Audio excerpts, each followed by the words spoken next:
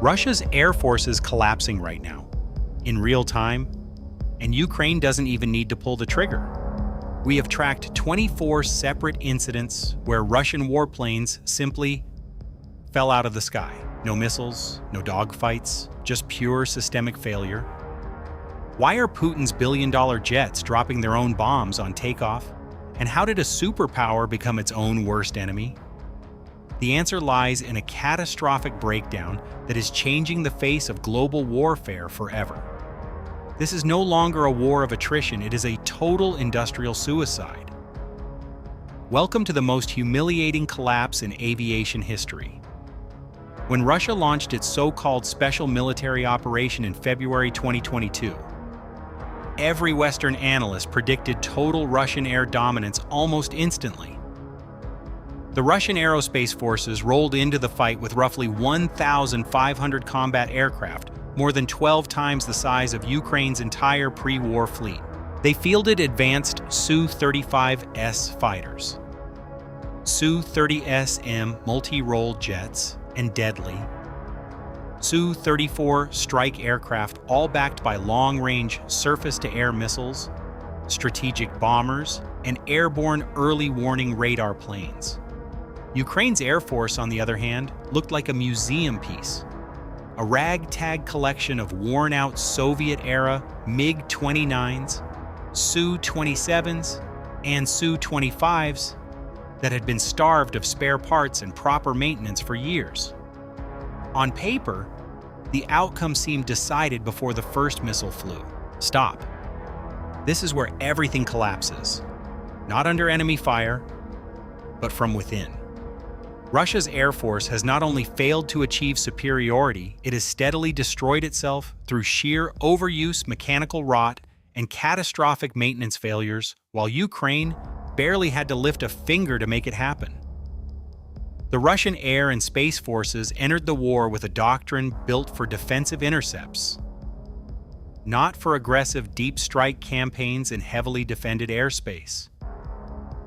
When forced to fly repeated combat sorties over a nation armed with modern Western surface-to-air missiles, man-portable air defense systems, dense radar networks, and now NATO standard fighters, the cracks turned into chasms. Unable to knock out Ukrainian air defenses, Russian pilots fell back on standoff glide bomb tactics, yet the missions never stopped. That non-stop tempo has now become a death sentence for the fleet. Has Ukraine already won the air war without a single dogfight, or is Putin's industrial collapse just a calculated bait for a much larger trap? Tell me, is Russia actually dying? Or is the West celebrating too early? The most damning evidence yet exploded into the open in March 2026, when the Ukrainian open-source intelligence group OSINT-Flow released a leaked, classified Russian military flight safety report covering just 3 frantic weeks from December 29, 2025 to January 18, 2026. Moscow has not officially confirmed the document, but even the pro-Kremlin fighter bomber Telegram channel, famous for shooting down Ukrainian claims, refused to touch it. The report is devastating. In less than 21 days, Russian military aviation recorded 24 separate incidents across at least 18 different airfields and bases. Almost none of these were combat losses inflicted by Ukrainian forces. They were self-inflicted disasters, mechanical failures, crew mistakes, and structural breakdowns that brought billion-ruble aircraft crashing down or limping home without a single enemy round being fired. Engines didn't just fail. They died mid-air again and again, like a fleet tearing itself apart from the inside.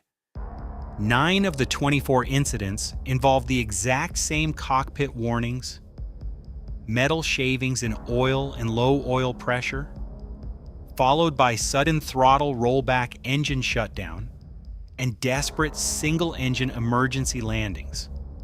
The affected jets included frontline Su-34 strike bombers, Su-30SM fighters, Su-35S, air superiority jets, and even heavy transport aircraft, like the An-124 and Il-76. The same failure signature appeared across completely different airframes, at completely different bases on completely different mission profiles. This is not bad luck. This is systemic industrial and maintenance collapse on a scale that has left aviation experts stunned. One entry stands out as pure humiliation. Su-30 SM-2, tail number 91, triggered the metal shavings and oil warning on its right engine during a flight on January 4, 2026. The pilot shut down the engine and nursed the jet back to Milarovo Air Base on one engine only. 5 days later, the exact same aircraft, the exact same engine, and the exact same warning repeated itself, forcing another single-engine landing at the same base. Russia had apparently rushed the jet back into service without fixing the root cause. This single aircraft became a flying symbol of an entire force that can no longer keep its own machines alive. The incidents only grew more absurd and more dangerous. On January 3rd, a Su-34, on a combat run against Ukrainian positions, experienced the unthinkable. And then came the moment no superpower should ever face. A bomb dropped from its own jet, seconds after takeoff onto its own soil. The bomb, equipped with a UMPK guidance kit, slammed into the ground just a few hundred feet ahead in the takeoff path. The pilot shrugged it off and continued the mission as if nothing had happened. This was not a one-off event.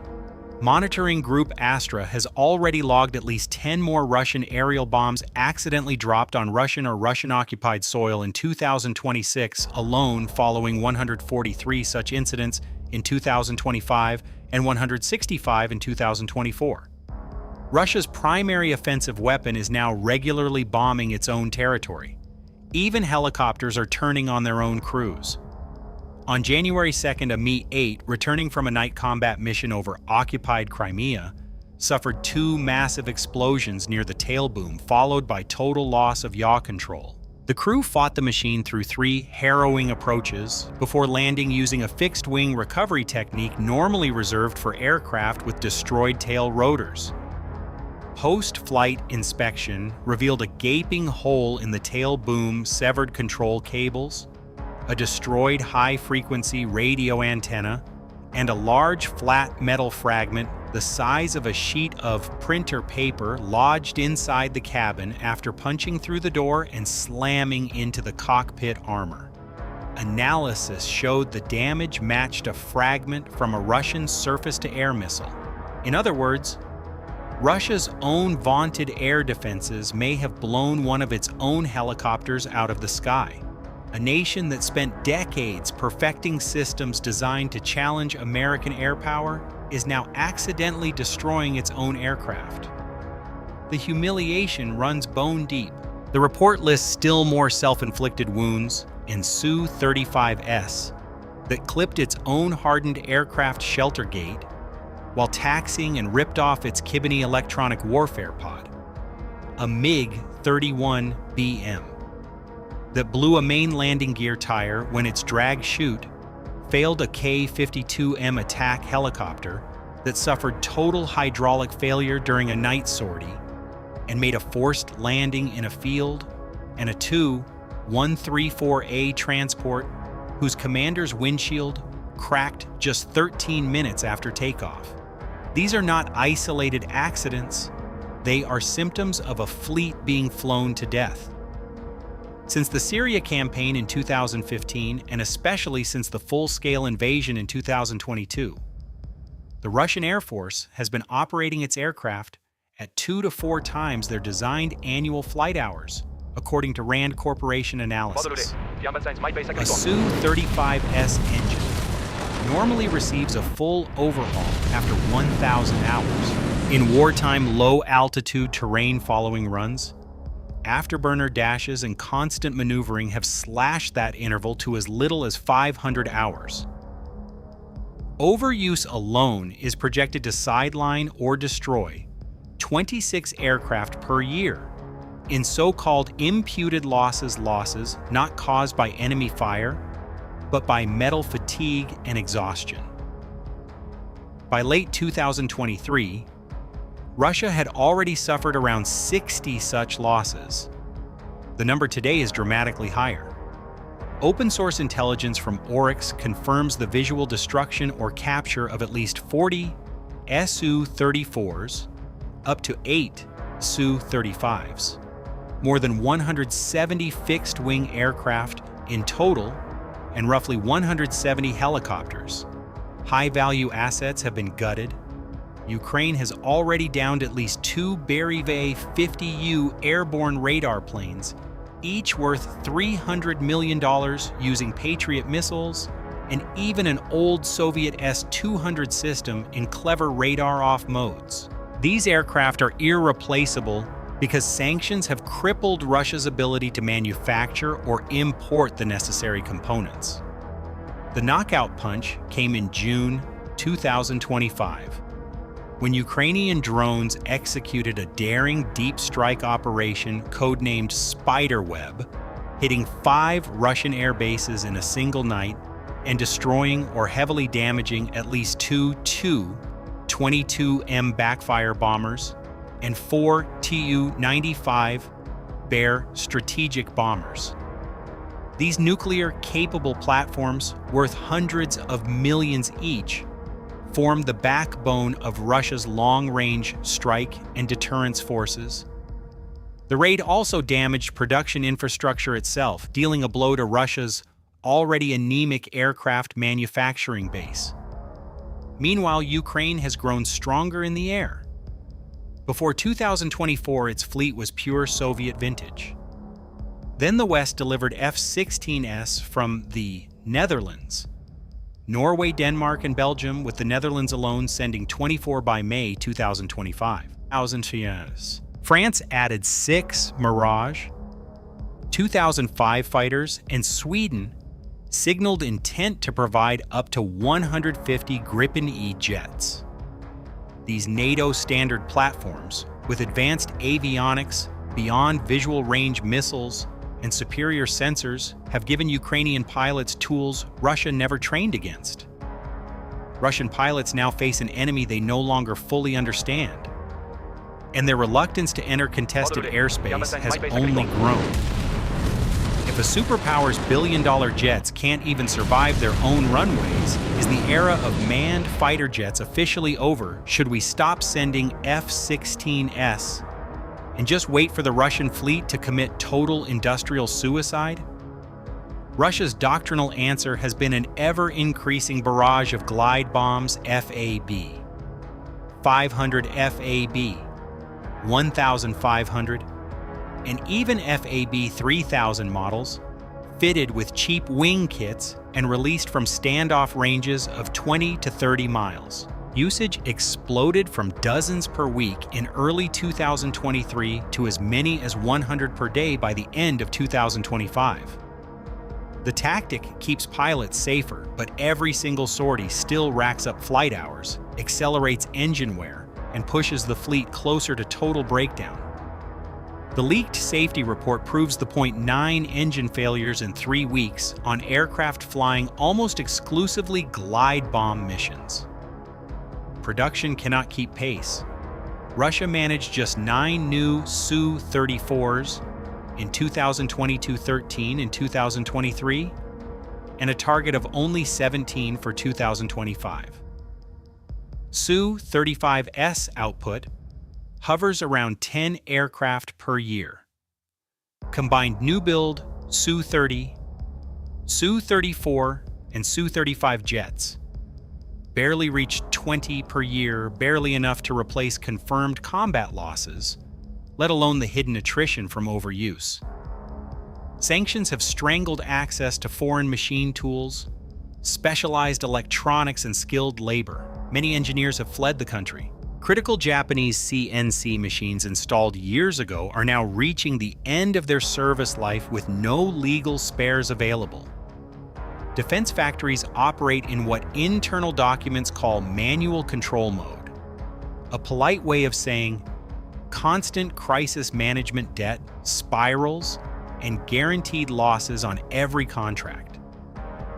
Arms exports, the traditional cash cow that subsidized domestic production, have plummeted by an estimated 92% between 2021 and 2024. Egypt canceled its Su-35 order. India chose French Rafales. Even traditional buyers are turning away because Russia can no longer guarantee delivery or spare parts. China, once a major customer, has now surpassed Russia in fighter technology and is actively marketing its own J-20 and J-35 jets around the world. Russia's role as the cheap alternative to Western aviation has been erased. The collapse spills into the civilian sector too. The same United Aircraft Corporation that builds fighters also builds airliners. Russia promised more than 1,000 new domestic civil aircraft by 2030, yet in 3 years, it has delivered just 13. Production targets have been slashed repeatedly. The civilian fleet of more than 700 Western-built jets is now surviving on gray market parts and is projected to lose nearly 30% of its airframes by 2030. One chilling example, the last An-22 heavy transport in Russian service, literally broke in half and crashed near Moscow in December 2025, killing 7 people after flying well past its retirement date. Every piece of this puzzle, the leaked maintenance disasters, the imputed losses, the microscopic production rates, the export meltdown, the debt crisis, and the workforce hemorrhage adds up to one inescapable conclusion. Russia is losing its air war, not primarily because of Ukrainian heroism, but because its own air force is committing slow-motion suicide. Ukrainian pilots do not need to fly more sorties than Russia. They simply need to keep the pressure on while Russia's planes destroy themselves. Putin cannot conceal this forever. Each new engine failure, each new friendly fire incident, each new grounded squadron brings the collapse closer to the surface. The implications stretch far beyond Ukraine. This self-inflicted disaster is exposing the hollowness of Russia's entire military-industrial machine and handing the United States and its allies a strategic gift they never expected. America watches as its rival exhausts itself without Washington having to commit a single pilot or aircraft to direct combat. Even the Pentagon must be stunned by how thoroughly Russia is doing the West's work for it. Tell me in the comments right now, do you believe this level of self-destruction means Ukraine has already won the air war without ever needing numerical superiority, or are we watching the beginning of a much larger unraveling inside the Russian military? Drop your thoughts below because the world needs to hear them. This is no longer a war for the skies. This is a countdown, and the clock is running out for Russia's Air Force. The only question left is how much of the once mighty Russian air fleet will still be flying when the war finally ends.